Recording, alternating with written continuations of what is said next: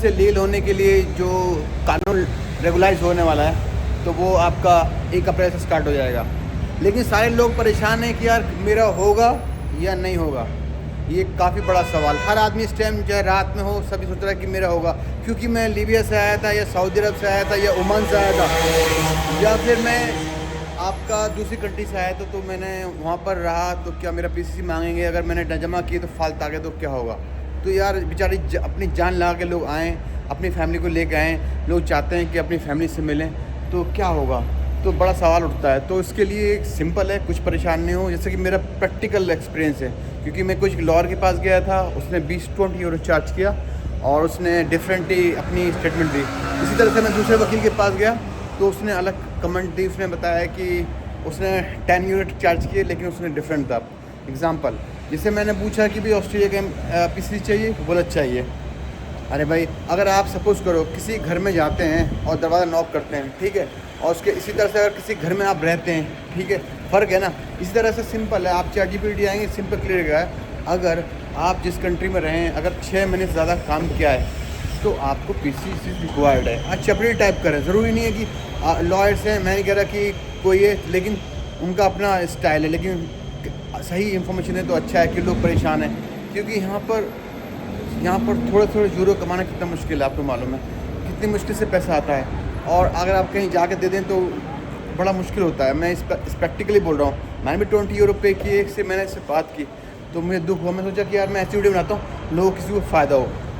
तो कहने वीडियो को मेरे कहने मतलब मेरा ये है कि आप परेशान ना हो, सिंपल अपना जो कोई आसपास जो वकील है उस पर देखें।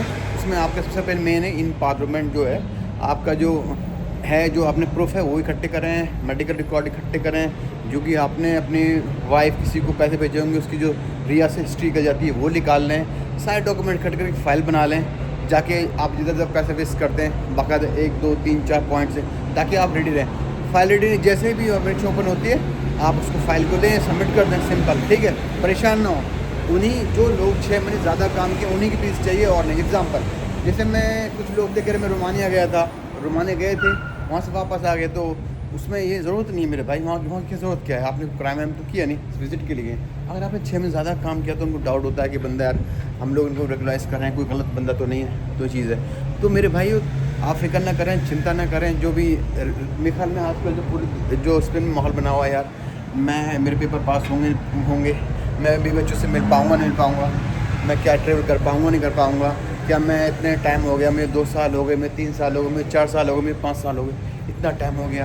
अब ये सब जानता हूँ ऊपर वाला कितनी मुश्किल होती है। आपको स्पेनिश आती नहीं है, काम की मुश्किल होता है, क्योंकि आपको लैंग्वेज नहीं आती, बड़ा मुश्किल होता है। सबसे बड़ी ज़रूरत है रेफरेंस होते हैं, रेफरेंस सबके रेफरेंस नहीं है, सबके रिलेटिव नहीं है, तो वो कैसे करें। कुछ जिनके रिलेटिव होते हैं जो पुराने बेचारे, उन्होंने मेहनत की हुई है, जो कैफ़े बने हुए हैं पुराने हैं, उनकी भी बहुत बड़ी कहते हैं ना, ज़्यादा उनकी मेहनत उनको नहीं कह सकते, वो अपनी बात दर्द बताते नहीं हैं। लोग कहते हैं यार ये ऐसे करते हैं वैसे करते हैं, वो सही है अपनी जगह भाई, अपने लोग कम से कम काम तो देते हैं। और दूसरे बंदे आपको लैंग्वेज नहीं आती, आप उनको समझा नहीं सकते, तो आपको काम कौन देगा।